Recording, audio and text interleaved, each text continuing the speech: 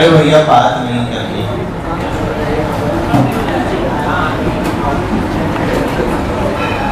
Cube जैसा दिख रहा है बेटा सबको? Very good. ये एक्स एक्सिस, ये वाई एक्सिस और ये जेड एक्सिस, और ये मान लेते हैं 1 मीटर साइड का क्यूब है। कितनी साइड है इसकी? The cube is of side 1 meter। ठीक है?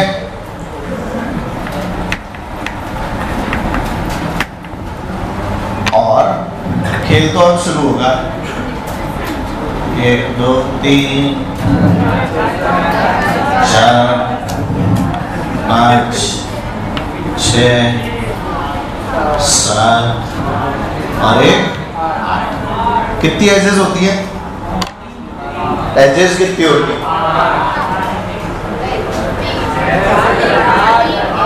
क्यूब में एज कितनी होती हैं?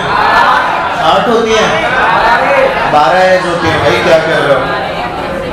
1 2 3 4 1 2 3 4 1 2 1 2 12 एज। क्या कर रहे हो यार? कॉर्नर कितने होते हैं? तो इन 8 कॉर्नर पे मास रख दिए गए हैं। 8 कॉर्नर पे मास रख दिए गए हैं। मास की वैल्यू मैं लिख देता हूँ 2 kg 2 kg 2 kg 2 kg 1 kg 1 kg 1 kg and 1 kg। okay let's move further। Centre of मास निकालना। ये ओरिजिन है बेटा 0, 0, 0। ये आपका origin 0 0 0। You have to find the centre of mass of this system. ठीक है? हिंट दे रहा हूँ, शुरुआत कहाँ से करनी है सुन लो। सबसे पहले इसे कोऑर्डिनेट्स मार्क करो सारे कॉर्नर्स। सबसे पहला काम क्या होगा आपका? कोऑर्डिनेट्स मार्क करना। कोऑर्डिनेट्स कैसे मार्क करेंगे? ज्योमेट्री पढ़ी है ना बेटा? x, y, z पढ़ा है। x और y तो पढ़ा है, z और आ गया। तो z आने से हमें क्या हुआ? हमें कोई फर्क थोड़ी ना पड़ा। हमने बोला z अगर आ गया तो लेट्स से कि ये वाला रूम एक क्यूब है। ये वाला रूम क्या है? असली में क्या है? क्यूबॉइड। असली में क्या है ये वाला रूम? पर हम इसे क्यूब की तरह ट्रीट कर रहे हैं और ये ओरिजिन है। इसको और इसको मैच करना है। ठीक है? अगर ये ओरिजिन है तो ये क्या है? 0 0 0 बोलते ही नहीं। अगर ये ओरिजिन है तो ये क्या हो गया? 0 0 0। अब एक काम कर, यहाँ से निकल जा वहां, यहाँ से निकल जा सीधे सीधे। इसमें x है क्या? अरे ये x है, ये y है, ये z है। ये x, ये y और ये सॉरी ये x, ये y, ये z है कि नहीं? x, y, z। ठीक। अब मैं यहाँ से उस कॉर्नर की तरफ जा रहा हूँ, तो इसमें x है क्या? y है क्या? z है क्या? मतलब ये वाला यहाँ से यहाँ पहुँच गया। यहाँ से 1, 0, 0 बोलो भाई। Very good. यहाँ से ऊपर चला गया। वहां से ऊपर मतलब यहाँ से यहाँ। 1 मिनट। वहां से ऊपर मतलब यहाँ से। सही बोल। x है क्या? है तो सही। इधर तो गए ना x, वहां जा रहे हो तो x नहीं है। y है क्या? z है क्या? यानी 1, 1, 0। समझ में आ गया? वहां से चल के इधर आ जा। x है क्या? x है क्या? कहाँ है भैया? x 0 पे आ गए। कैसी बातें कर रहे हो? यहाँ से इधर आ गया ना, ये तो y एक्सिस है। इसमें x कहाँ से आ गया? इमेजिन ही नहीं हो रहा? हो रहा है इमेजिन? थोड़ा दिमाग खोल के सुने। अरे डायग्राम बनाने वालों यहाँ ध्यान दो। डायग्राम बन जाएगा, ये समझ लो। जीवन भर समझ में नहीं आता है क्यों? टोपी वाले लोगों पहले ही बेटा सर ज्यादा ऊंचा करना पड़ता है टोपी के साथ। यहाँ ध्यान दो। वहां तक की कहानी क्लियर है? वहां से इधर बोल। इसमें x है क्या? यहाँ 0 0 0 था ना? तो यहाँ पर x क्या हो गया? 0। y है क्या? z है क्या? Very good. तो बोलो यहाँ पर क्या है? समझ में आया? मतलब यहाँ से यहाँ से चले, यहाँ से वहां। बोले x है क्या? x तो है ही नहीं। y है क्या? 1 z है क्या? 1 आया समझ? 0, 1, 1 समझ में आ गया? ये असली में ऐसा है, ऐसा ये वाला पॉइंट, यहाँ वाला, यहाँ पर x क्या है 0, y क्या है 1 और z भी क्या है? वहां से नीचे आ जाए, वहां से नीचे मतलब क्या? यहाँ से यहाँ। अब जल्दी बोल, x है क्या? y है क्या? z है क्या? x y दोनों 0, कौन बचा? तो बोलो यहाँ पे 0, 0 समझ में ही नहीं आया। x है क्या? y है क्या? z है क्या? क्या आ जाएगा? 1, 0, 1 समझ में आया? कौन रह गया? वो वाला बॉडी डायगोनल। कौन सी डायगोनल? बोलो, x है क्या? y है क्या? z है क्या? Very good. कहाँ पहुंच गए? अरे कहाँ चले गए? 1, 1 खत्म, सारे मार्क हो गए। That's it। नहीं आया समझ में? कोऑर्डिनेट्स मार्क करने का यही सिस्टम है।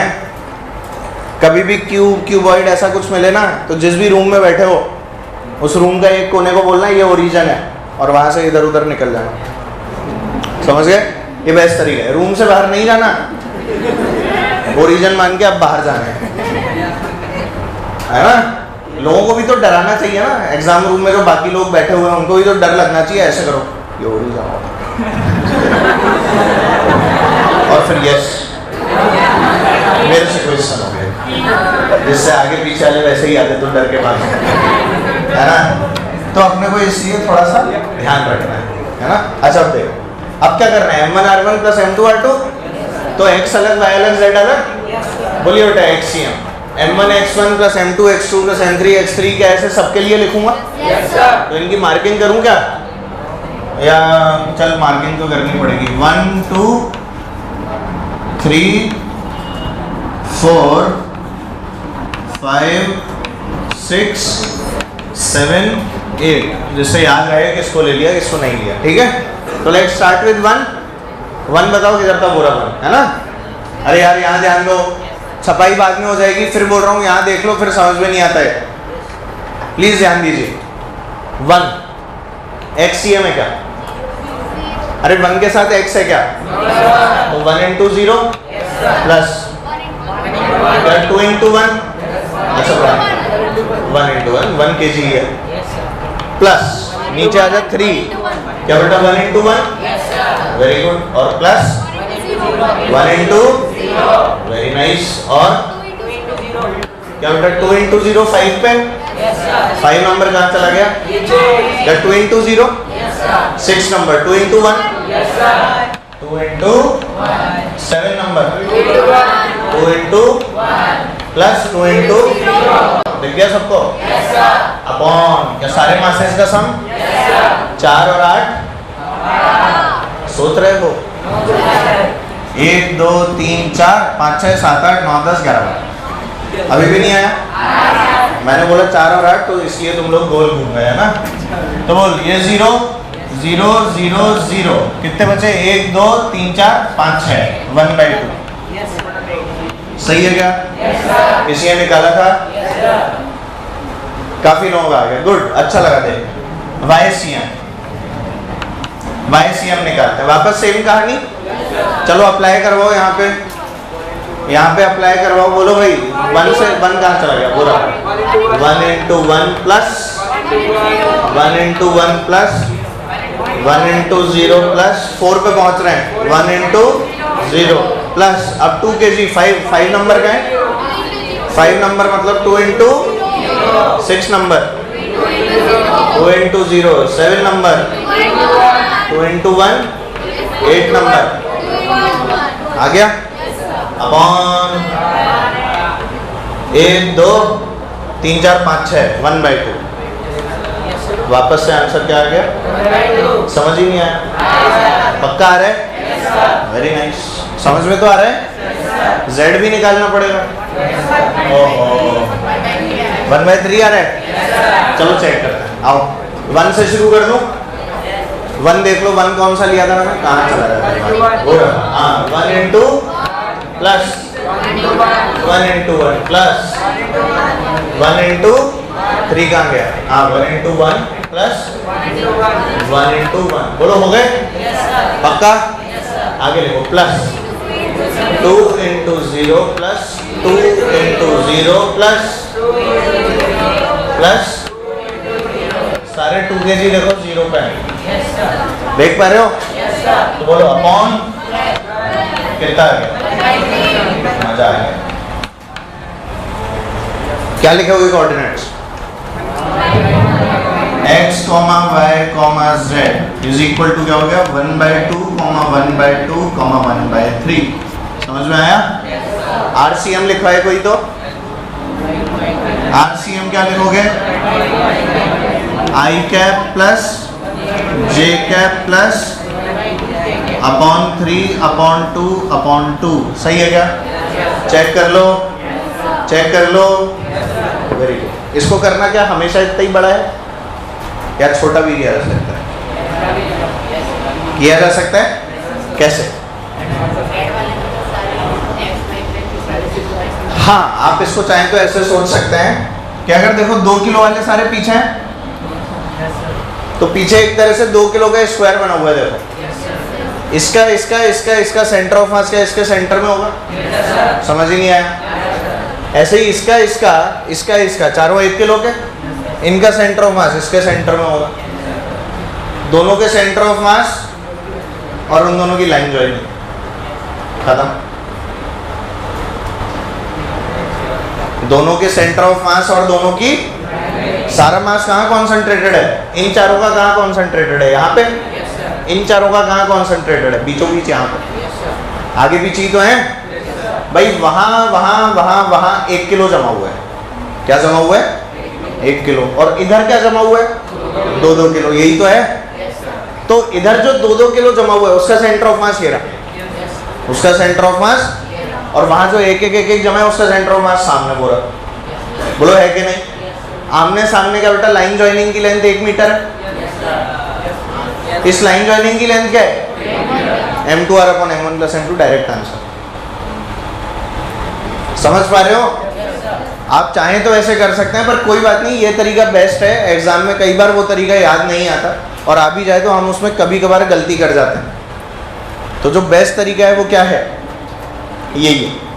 पर अगर सोचें तो वैसे कर सकते हैं, वो तरीका सबके लिए नहीं, सोच पाए तो है, नहीं सोच पाओ कोई बात नहीं, ये बेसिक तरीका है, हमेशा ट्रू है, ठीक है। इसलिए ये मत सोचना कि वही तरीका अप्लाई कर, ठीक है, कोई बात नहीं, ये तरीका बेस्ट है, मस्त है, ठीक है। अभी बड़ा आपको क्यों दिख रहा है, क्योंकि ये 1 इंटू 0 सब लिखा है मैंने, आप नहीं लिखते सीधे 1 2 3 और 4 यही लिखते हैं, और ये इंटू इंटू लगा के कौन लिखेगा, 1 + 1 + 2 + 2 ऐसे लिखोगे ना, तो फिर ये तो आपको बताने के लिए मैंने लिखा है, अदरवाइज तो 3 लाइन का ही तो है। कितनी लाइन का है खत्म, समझ ही नहीं आया सर, पता नहीं क्या बता दिया, ये कोई सवाल है हैं? ऐसा तो नहीं लग रहा, तो चलो फिर अगला करें। छाप लिया, मिटा दूं, जल्दी छापो।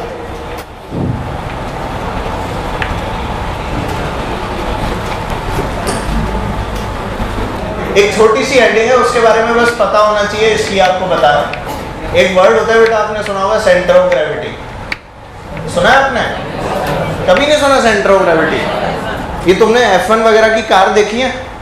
F1 की रेसिंग होती है, गो कार्टिंग की गाड़ियां होती हैं, कैसी बनाते हैं F1 की गाड़ी की रेस? बहुत ऊंची सीटिंग होती है, बहुत नीची सीटिंग होती है, क्यों होती है? जिससे अड़ते हुए जाए नीचे से, इसलिए होती है नीचे सीटिंग, हवा को चीरते हुए जाए, बहुत ही गलत जवाब। उसके आगे शेप ऐसा होता है क्या रॉकेट जैसा? फिर तो पॉइंटेड बना देते यूं, फिर तो पॉइंटेड बना देते हवा को चीरते हुए जाए, है ना। कैप्सूल को अच्छे से गटकना होता है सर, तो कैप्सूल के आगे भी तीर बना देते, गला काटते हुए चली रहती, है ना, चीरते हुए जानी चाहिए, चीरते हुए। उसका पता है कारण क्या होता है? आगे देख लो बेटा, कुछ कारण पता लग जाएंगे जीवन में, अदरवाइज तो पता ही नहीं क्या पता लग रहा है तुम्हें। पबजी खेलने के अलावा भी दुनिया है।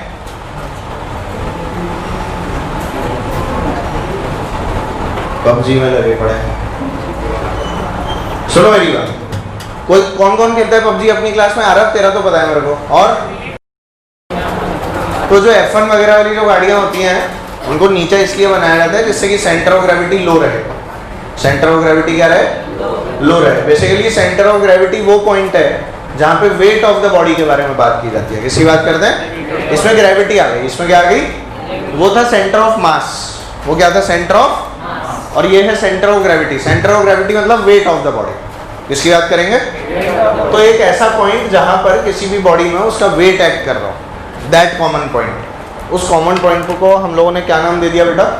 Centre of gravity. जैसे मान लीजिए हमारे पास जो बॉडी है इसमें हर पॉइंट पे जी लग रहा होगा, है ना? हर पॉइंट पे नीचे की तरफ क्या लग रहा है बेटा? इस पे जी लग रहा है। अब ये जी जी जी जी करते करते जो हमारे पास में रिजल्ट आता है सेंटर ऑफ ग्रेविटी का, वो वाली वैल्यू क्या आती है? ध्यान देना। अपन क्या लिखते थे वहां पे? सिग्मा mi xi, याद है? यहाँ पर क्या हो जाएगा? Sigma mi xi into g. Sigma mi xi into upon sigma mi g। Sigma mi into, अभी जो g होता है ना, ये असली में हाइट के साथ में वेरिएबल होता है। g जो होता है असली में हाइट के साथ में क्या होता है? तो सोच, अगर g कांस्टेंट हो गया, g अगर क्या हो गया? g कांस्टेंट होता ही क्या बेटा? g बाहर आ जाएगा, दोनों तरफ से कैंसिल आउट हो जाएगा और आपके यहाँ सेंटर ऑफ मास वाला फॉर्मूला बन जाएगा। कौन सा फॉर्मूला बन जाएगा? अगर g कांस्टेंट है तो असली में अगर अपन बात करें ना तो अपने सर पे अलग ग्रेविटी लग रही है, पैर में अलग ग्रेविटी लग रही है, क्योंकि gravity in reality is what? Variable. Height के साथ में क्या होती है? पर उसका इफेक्ट इतना ज़्यादा नहीं होता कि हम लोग उसके इफेक्ट को कंसिडर करें। पता लगे पैर अलग से नीचे निकल के चले गए धरती माता के पास, सर अलग डोल रहा है, ऐसे थोड़ी ना होता है। तो because the effect of that gravity is very less, इसीलिए हम ऐसी बात करते हैं।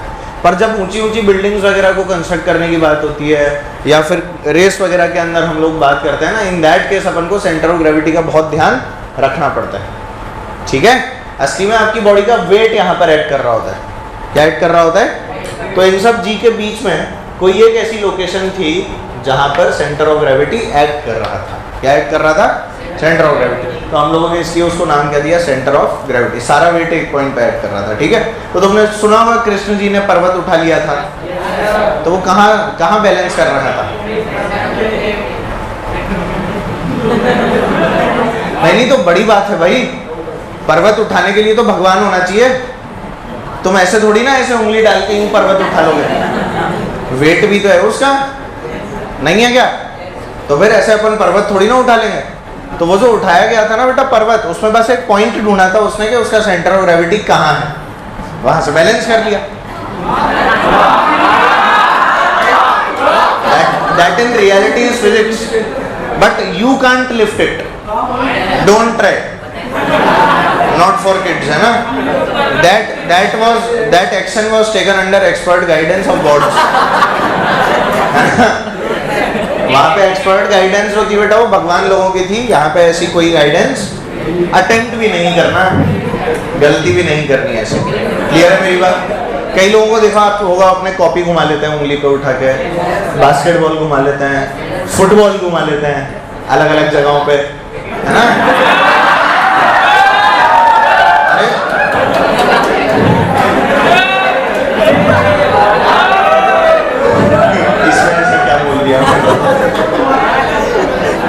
तो अपना पॉइंट यहाँ पे वही है जो आपको समझना है कि centre of gravity centre of मास कब बन जाता है? जब जी क्या हो जाती है? कांस्टेंट। समझ गए? तो बस ऐसे ही लिख लो अपने पास, you should know about centre of gravity.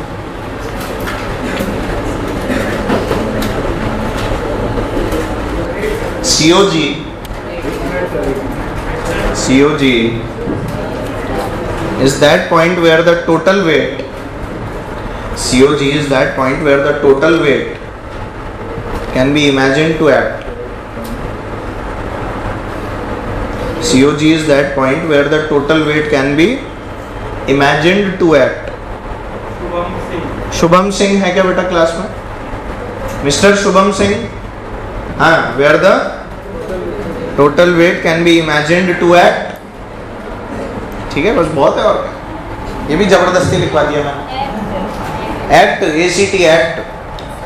ठीक है, और खास बात COG और COM कब सेम हो जाते हैं? जब G क्या हो, तो इसमें लिख लेना for G equals to constant XCM is equal to XCG। XCM और XCG क्या हो जाता है बेटा? सेम हो जाता है।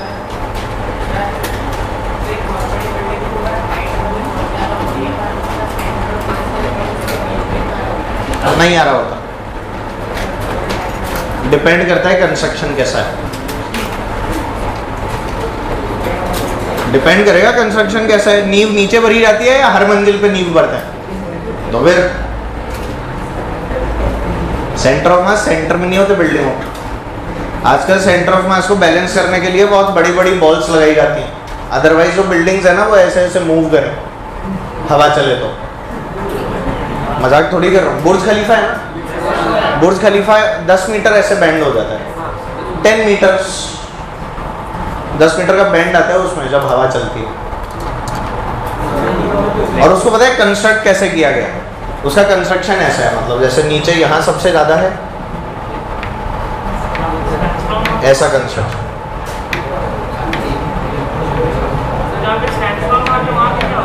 बेटा वहाँ सैंडस्टॉर्म बहुत आता है, ऐसा कंस्ट्रक्शन है बोलते बुर्ज खलीफा। नीचे सबसे ज़्यादा कंस्ट्रक्शन, उसके ऊपर कम कम कम कम कम, ऊपर जाते जाते तो एक पतला सा टावर रह जाता है बस। अब सोचिए इसका सेंटर ऑफ मास सेंटर में होगा,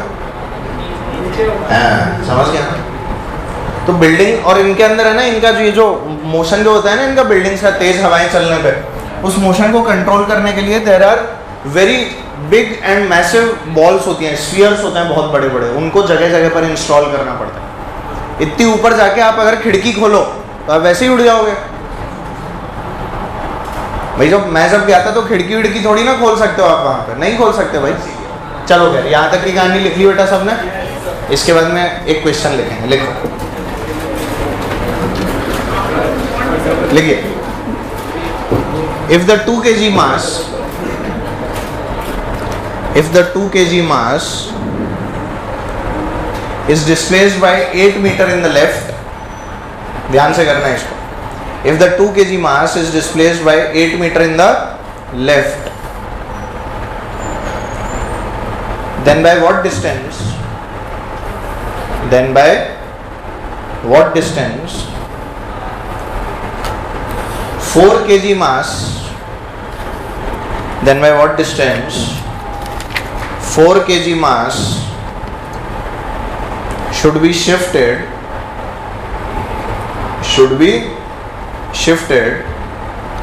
such that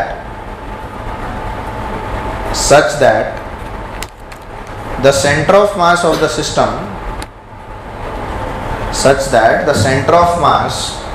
the system remains at the same position,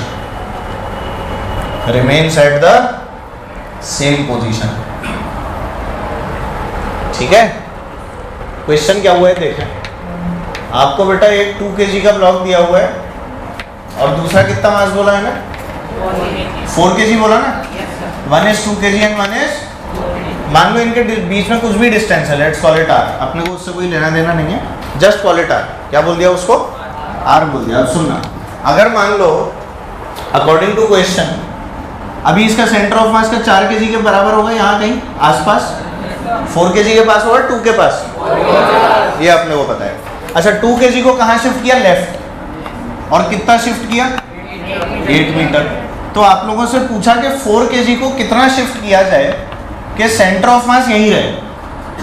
centre of मास अभी भी, मतलब इसकी पोजीशन चेंज नहीं करनी, तो उसके लिए 4 kg को कितना शिफ्ट किया जाए। तो सुनो, 4 kg को कहाँ शिफ्ट करूँ, लेफ्ट या राइट? पहले तो ये पक्का इस बात की फील आती है। सेंटर ऑफ मास हमेशा हैवी बॉडी के पास होता है। किसके पास होता है? और अगर हैवी बॉडी को ही मैंने यहाँ सरका दिया तो सी भी तो इधर शिफ्ट हो जाएगा। तो इसलिए हैवी बॉडी को वहाँ ले गया, क्योंकि लाइट बॉडी को इधर ले गया। क्या ये वाली बातें क्लियर? तो मान लो मैंने 4 kg को यहाँ से यहाँ ले गया and this displacement is what x, ये आ गई 4 kg की नई पोजीशन। Any problem? जब इनिशियली ये दोनों रखे थे तो क्या बेटा m1 r1 equals to m2 r2 valid है? मान ले यहाँ से डिस्टेंस कितनी है r1, तो यहाँ से क्या होगी? तो बोलो क्या लिखूँ? 2r1 इज इक्वल टू क्या 4r2, which means r1 is equal to 2r2। बोलो सही है? This is your equation number 1। This is your equation number, पहली कंडीशन जो क्वेश्चन के अंदर गिवन है। समझ में आता है? इस कंडीशन के बाद में हम लोग कंडीशन कौन सी वाली लगाएंगे? जब इनको शिफ्ट कर दिया गया, क्या सेंटर ऑफ मास वही है? अब बता 2 kg से कितनी हो गई डिस्टेंस? 8 प्लस r1, तो क्या हो गया बोलो? 2 into 8 plus should be equal to x plus r2। सही है क्या? क्या r1 r2 का रिलेशन है हमारे पास? Can you put the value of r1 here? बोलिए क्या आ जाएगा? 16 plus 4r2 is equal to 4x plus, दिखा किसी को? कैंसिल, x की वैल्यू नहीं आया समझ? सभी को आया? 100% श्योर हो? तो हम लोग इस तरह से किसी भी मास की शिफ्टिंग जो है वो निकाल सकते हैं। क्लियर है बात? अब सुनो मेरी बात, वापस एक और चीज़, ये बड़ा तरीका है इसको सॉल्व करने का। अपने पास में एक छोटा तरीका भी मौजूद है। छोटा तरीका बता रहा हूँ, सुनिए, ध्यान देना। 2 को कितना शिफ्ट किया? 8। 4 को कितना करना है? x की वैल्यू।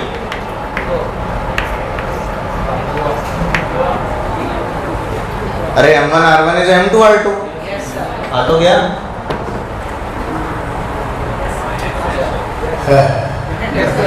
ये क्या हो गया? ये क्या बता रहे थे सर फिर आप? और बता भी क्यों रहे थे? पॉइंट तो ये है ना बेटा, this is a special condition जिसमें सेंटर ऑफ मास रेस्ट पे है। ये वो कंडीशन का क्वेश्चन है जिसमें सेंटर ऑफ मास किस पे? जब सेंटर ऑफ मास रेस्ट पे होता है ना, तब हम लोग डायरेक्ट ये m1 r1 equals to m2 r2 लगा सकते हैं। जब सेंटर ऑफ मास किस पे होता है? रेस्ट पे, तब हम लोग क्या लगा सकते हैं? सीधे सीधे बोलो m1 r1 is equal to, direct answer आ जाए। पर क्या जरूरी है हर क्वेश्चन में सेंटर ऑफ मास रेस्ट पे रहे? नहीं ना, इसीलिए उस क्वेश्चन को भी करेंगे। तो ये इसका बेसिकली एक शॉर्ट मेथड है करने का। पर कब? जब सेंटर ऑफ मास किस पे रहे, उसकी पोजीशन चेंज ना हो, तब आपको ये इतना लंबा सॉल्व करने की जरूरत। Directly apply m1 r1 equals to m2। क्या ये बात क्लियर है? अभी अगला सवाल कराऊंगा तो आपको पता लग जाएगा कि हर जगह इसको अप्लाई नहीं कर सकते। ठीक है, करिए।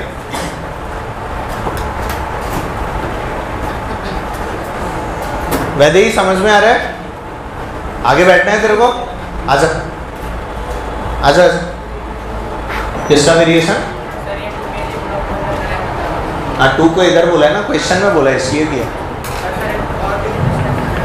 कौन सी डिस्टेंस? इससे तो r से थोड़ी ना 8 है, उसकी इनिशियल पोजीशन से 8 की है। तो हाँ, तो 8 प्लस r1 ही तो लिखा है। शॉर्ट में तो दिक्कत ही नहीं है ना, सेंटर ऑफ मास तो वही है। अब तू देख, जैसे ही तूने 2r1 यहाँ पे 2r2 यहाँ पे पुट किया, वैसे ही कैंसिल आउट हो ही गया, इसलिए उसका फर्क ही नहीं पड़ता। होते ना, हमेशा होते, यही तो समझा रहा हूँ। सेंटर ऑफ मास रेस्ट पे है तो होंगे कैंसिल बेटा, होंगे, डोंट वरी। ठीक है, चलो अगला क्वेश्चन करते। लिखिए, two particles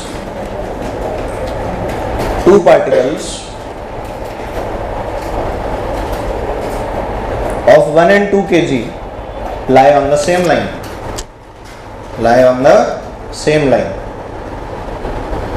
Full stop. Lie on the same line. Full stop. If 2 kg is displaced by, नहीं, is displaced by मत लिखना। If 2 kg is displaced 10 meter rightwards, if 2 kg is displaced 10 meter rightwards, then by what distance 1 kg should be displaced if 2 kg is displaced 10 meters rightwards, अरे right लिख लो यार, rightwards मत लिखो बस, then by what distance 1 kg be shifted, then by what distance 1 kg be shifted, so that the COM gets displaced by 2 meter, so that the COM gets displaced by 2 meter in the right direction, so that the COM gets displaced by 2 meter in the right direction. ठीक है बेटा? 10 गलत है बेटा, centre of mass displace कर रहे हैं, ध्यान से इस बार सेंटर ऑफ मास डिस्प्लेस कर रहे हैं। ये आपका 1 kg वाला ब्लॉक और यहाँ कितने kg वाला ब्लॉक 2 kg वाला ब्लॉक। इनके बीच की डिस्टेंस वगैरह की आपको ज़रूरत नहीं होती, पर हम ये मान लेते हैं कि 2 kg के पास कहीं सेंटर ऑफ मास होगा, तो यहाँ से ये R1 होगा और यहाँ से क्या होगा बेटा R2। And according to question 2 kg को कहाँ खिसकाया गया 10 मीटर राइट, बोलो सही है। चलो भाई 10 मीटर सरका दिया, ये आपके 2 kg की नई पोजीशन। तो 1 को कहाँ लेफ्ट ले जाए या राइट, पहले तो ये बताओ। सुनो मेरी बात, पहली बात सेंटर ऑफ मास राइट में शिफ्ट हो रहा है, वहां पे ही है क्या? सेंटर ऑफ मास की लोकेशन फिक्स है या शिफ्टिंग है? कहाँ शिफ्ट हो रहा है? राइट में। और कितना हो रहा है? क्या इसे सी डैश बोल दूं? Let's call this C dash, और ये वाली डिस्टेंस कितनी है 2 मीटर, बोलो है कि नहीं? चलो अब आप बताएंगे मेरे को 1 को कहाँ शिफ्ट करना चाहिए, राइट में या लेफ्ट में? 2 किलो को 10 मीटर दूर ले गया, तो सेंटर ऑफ मास सिर्फ 2 ही मीटर सरका। फील करो, 2 किलो को बहुत दूर ले जाओ और सेंटर ऑफ मास को बहुत कम सरकाओ, तो 1 kg को लेफ्ट ले गए होंगे ना? कहाँ ले गए होंगे? तो 1 kg कहाँ चला गया? लेट से x, कितना चला गया? x चला गया, ठीक है? ये 1 kg का डिस्प्लेसमेंट। Any problem? अच्छा, पहली इक्वेशन तो हमेशा क्या आती है इस वाली पोजीशन के हिसाब से? क्या बेटा m1 r1 is m2 r2? तो क्या आ गया r1 इक्वल्स टू, इसमें कोई doubt? m1 r1 equals to m2 r2 apply हो गई, तो r1 इक्वल्स टू क्या आ गया? r1 के आगे m लिखा हुआ है 1 kg और यहाँ पे m लिखा हुआ है 2 kg, ये दिख गया? चलो भाई इक्वेशन नंबर 1। अब क्या करूं? 1 से इसकी डिस्टेंस ढूंढ लो, ऐसे ही 2 से भी इसकी डिस्टेंस ढूंढ लो। नहीं ढूंढ सकते? चलो ढूंढते हैं। 1 से इसकी डिस्टेंस बता, C dash x plus r1 plus 2। ओहो, 1 से अब क्या डिस्टेंस कितनी है? x प्लस r1 प्लस 2, ये दिख गया? तो क्या लिखो नई equation? 1 into x plus r1 plus should be equal to 2 into 2 से बताना क्या बेटा 10, एक मिनट, क्या बेटा 10 ये और ये R2, ये 2, तो ये कितना है? Very good. ये डिस्टेंस कितनी है बेटा आपके? R2 माइनस, तो जो 2 kg से डिस्टेंस है क्या वो 10 प्लस R2 माइनस 2 है? 10 प्लस R2 माइनस 2। बता समझ में आया? क्या R1 को 2R2 पुट कर दिया जाए, क्या आ जाएगा हमारे पास? x plus 2R2 plus 2 is equal to 20 plus 2R2 minus 4। 2R2 x की वैल्यू 14 मीटर। किसी का आ गया था क्या? अपने आप आ गया था? अपने आप आया? मैंने बताया तो आया? अपने आप आया? Very good. और कोई आंसर आ गया था? वेरी नाइस, बहुत बढ़िया। देखो COM शिफ्ट होगा तो हमें ध्यान रखना है क्या? तो सोच मैंने 2 kg को यहाँ से उठा के यहाँ पर ले गया 10 मीटर और सेंटर ऑफ मास सिर्फ कितना सर का?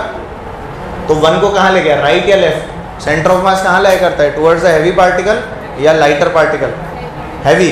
तो 2 kg को अगर इधर 10 ले गया बहुत सारा, which is very huge distance, तो 1 kg को अगर राइट ले जाऊंगा तो सेंटर ऑफ मास कहाँ जाएगा, और इधर भाग जाएगा ना, 2 से ज़्यादा भाग सकता है कि नहीं? तो 1 kg को कहाँ लेके आऊँगा अगर सेंटर ऑफ मास बहुत कम शिफ्ट हुआ है तो? लेफ्ट। आप सोचिए सेंटर ऑफ मास की शिफ्टिंग बहुत कम है, with respect to the 2 kg mass, with respect to, इसीलिए 1 को कहाँ पर ले गए, लेफ्ट। क्या ये बातें क्लियर है? गुड। नेक्स्ट हम लोग हेडिंग डालते हैं, बढ़िया बढ़िया सी हेडिंग।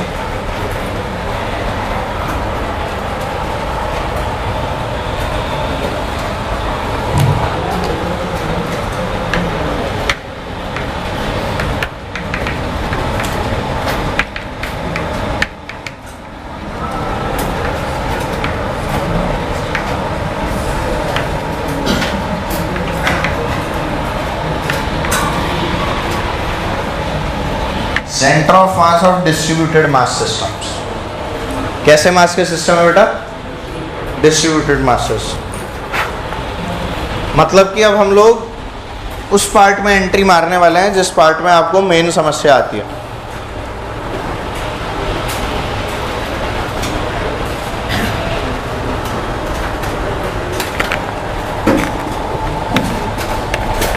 ठीक है, तो सबसे पहले तो समझो कि मास डिस्ट्रीब्यूशन का क्या मतलब है। What does mass distribution means? Divide, distribute the mass. Very good. अब जैसे मान ले मैं बोलूं कि जूते की लेस है, जूते की क्या है? जूते की लेस के अंदर मोटाई होती है क्या? बहुत ज़्यादा। जूते की less is very thick, is it, या वेरी थिन?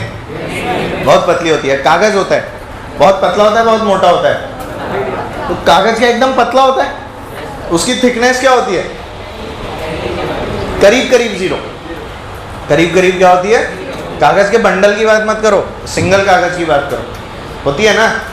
तो अब कॉपी होती है ना, जैसे कॉपी का मास तो बहुत ज़्यादा आता है, पर क्या एक अकेले कागज का मास बहुत कम आता है? आप समझो, अब ऐसे है ना, मैंने एक कॉपी बना दी अगर बहुत सारे कागज लेके।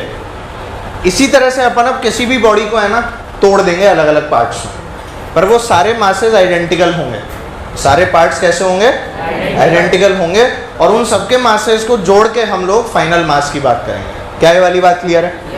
अब सोचते हैं मास डिस्ट्रीब्यूशन क्या होता है। जैसे मान लें मेरे पास में बहुत पतली सी एक स्ट्रिप है, बहुत पतली क्या है एक, तो उस स्ट्रिप का मास कहाँ उसके ऊपर होगा? उसकी लेंथ पे होगा, उसके एरिया पे होगा, उसके वॉल्यूम पे होगा। स्ट्रिप है, पतली स्ट्रिप, पतली और लंबी है बस, तो क्या सारा मास उसकी लेंथ पे मौजूद है? किस पे मौजूद है? अब मान ले पेपर ले लिया अपन ने, क्या ले लिया?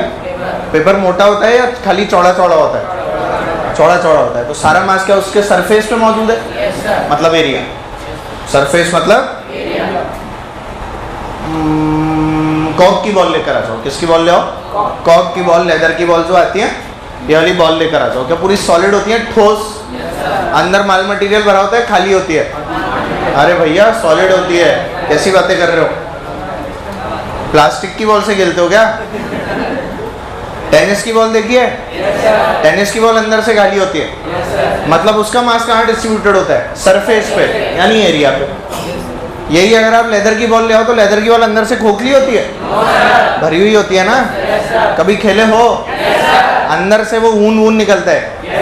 कभी फूटी है लेदर की बॉल? अंदर से वो ऊनी कपड़े वपड़े निकल के आ जाते हैं, एक छोटा सा पत्थर भी होता है उसमें। तो वो माल मटेरियल भरा है ना, मतलब कि वॉल्यूम पे मास डिस्ट्रीब्यूटेड है। किस पे मास डिस्ट्रीब्यूटेड है भाई? अगर अपन फुटबॉल ले लें तो अंदर तो कोई मास ही नहीं है ना, हवा ही तो भरी है। अंदर क्या भरी है? और अगर मैं क्या ले लूँ, कॉक की बॉल या लेदर की बॉल ले लूँ, तो अंदर भी तो मास है। इसीलिए हम लोग बोलते हैं कि खोखली चीज़ों का मास कम है और सॉलिड चीज़ों का मास क्या है? बोलो, है कि नहीं? है ना। सेम चीज़ लेकर आ जाओ तो अगर सॉलिड है तो मास क्या होगा? ज़्यादा, और अगर खोखली है तो मास क्या होगा? कम। तो हमें ये समझना है कि किसी भी बॉडी पे मास डिस्ट्रीब्यूट कैसे हो रहा है। मास डिस्ट्रीब्यूट, मास जैसे मान लो मैं डिस्ट्रीब्यूशन की बात करूँ तो हम लोग 3 तरह के डिस्ट्रीब्यूशन की बात करते हैं। एक डिस्ट्रीब्यूशन होता है बेटा जो लेंथ पे होगा, दूसरा होगा जो एरिया पे, और तीसरा होगा वो वॉल्यूम पे। ठीक है, तो सबसे पहले हम लोग किसकी बात करने वाले हैं? लेंथ की बात कर रहे हैं। किसकी बात कर रहे हैं? फॉर एग्जाम्पल मेरे पास में एक रॉड है जो सिर्फ क्या है बेटा? लंबी लंबी है। जो सिर्फ क्या है? लंबी लंबी सी एक रॉड है। ठीक है, मान लेते हैं इसका मास m है और लेंथ क्या है? क्या मैं बोल सकता हूँ कि L लेंथ के अंदर m मास मौजूद है? L लेंथ में कितना मास है? तो बोल एक पार्ट में कितना होगा?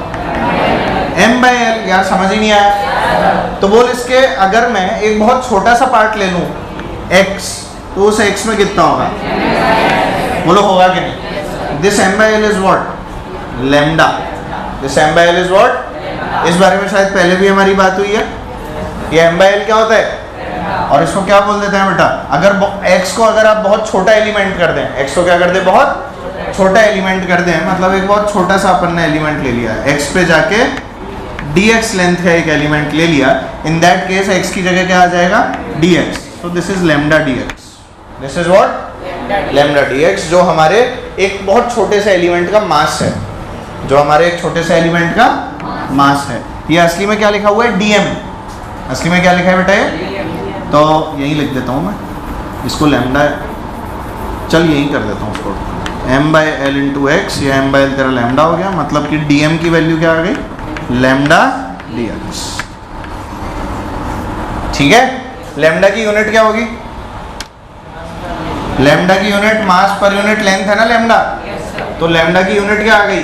m बाई एल, मतलब कि kg पर मीटर। यार समझ ही नहीं आ रहा। लैम्डा क्या हो गया? kg पर। इसके बाद जो क्वांटिटी हम डिफाइन करते हैं ना एरिया में, एरिया मतलब जैसे आपकी कोई भी प्लेट, जैसे खाने की प्लेट है, वो इतनी मोटी होती है क्या? नहीं होती ना, फ्लैट होती है। तो सारा का सारा खाना अपन उसके सरफेस पे ही तो रखते हैं। तो सरफेस पे ही सारा मास डिस्ट्रीब्यूटेड है। सारा मास किस पे? इसीलिए उसमें एरिया की बात की जाती है। किसकी बात की जाती है? एरिया के लिए टर्म यूज होती है सिग्मा। क्या टर्म यूज होती है? सिग्मा। और सिग्मा होता है बेटा मास अपॉन एरिया। सिग्मा क्या होगा? Mass upon. तो इसकी यूनिट क्या बन जाएगी? kg पर मीटर स्क्वायर। समझ ही नहीं आया? पक्का? तो अगर मैं बोलूं कि मेरे पास कोई भी प्लेट स्लेट है, क्या है? कोई भी प्लेट स्लेट है, तो इन केस ऑफ प्लेट क्या सारा मास एरिया पे डिस्ट्रीब्यूटेड है? तो हम क्या बोलते हैं? ए एरिया के अंदर m मास है, तो एक में क्या होगा? m बाई ए। तो dA में कितना होगा? dm की वैल्यू बोलो, सिग्मा dA। सिग्मा, समझ पा रहे हैं? ए एरिया में m मास, एक में हो गया m बाई ए। तो कोई एलिमेंट अगर मैं dA वाला ले लूँ, कोई एलिमेंट क्या वाला ले लूँ? एक छोटा एलिमेंट ले लूँ जिसका एरिया मुझे लिखना आता है, इन दैट केस dm की वैल्यू क्या आ जाएगी? Sigma dA। ये एलिमेंट लेने का क्या मतलब है? किसी भी बॉडी को उन पार्ट्स के अंदर तोड़ देना जिसकी मैं लेंथ, एरिया या वॉल्यूम लिख सकता हूँ। जिसकी मैं लेंथ, एरिया या वॉल्यूम लिख सकता हूँ। अगर मैं लेंथ, एरिया या वॉल्यूम इस छोटे पार्ट का लिख ही नहीं सकता, तो वो मेरे लिए क्या हो जाएगा? बेकार हो जाएगा। क्या ये बात समझ में आती है सब लोगों को? है ना? तो हम लोग जैसे मान लो स्क्वायर प्लेट हो गई, तो स्क्वायर प्लेट को अगर इनफाइनाइट पार्ट्स में तोड़ना है तो किस में तोड़ सकते हो? फॉर एग्जाम्पल जैसे मान ले, ऐसे ही बता रहा हूँ अभी, देखना। जैसे मान ले ऐसे मैंने स्ट्रिप्स काट ली, इसकी छोटी छोटी काट सकता हूँ ना। और ऐसी स्ट्रिप्स को अगर कंबाइन करता जाऊंगा तो क्या पूरी प्लेट बन जाएगी? पूरी क्या बन जाएगी? ये जो पूरी प्लेट बन गई, अब मेरे को इसमें इंटीग्रेशन अप्लाई करना पड़ता है। क्या करना पड़ता है? और इंटीग्रेशन करके मैं इसको सॉल्व कर लेता हूँ। क्या ये बातें समझ में आ रही हैं? चलो नोट करो, एक मिनट में बैटरी बदल रहा हूँ, जब तक नोट कर लो।